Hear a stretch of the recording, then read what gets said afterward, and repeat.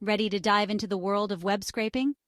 Let's get started with the basics. In this short guide, we'll cover the essential tools and techniques you need to get started with web scraping.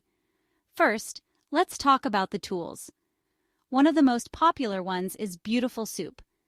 It's a Python library that makes it super easy to parse HTML and XML documents. Another great tool is Scrapy. It's a powerful and flexible framework that can handle large-scale web scraping projects. Now, on to the techniques. The simplest method is to use the Requests library to make HTTP requests and fetch the web page content. Then you can use Beautiful Soup to parse and extract the data you need.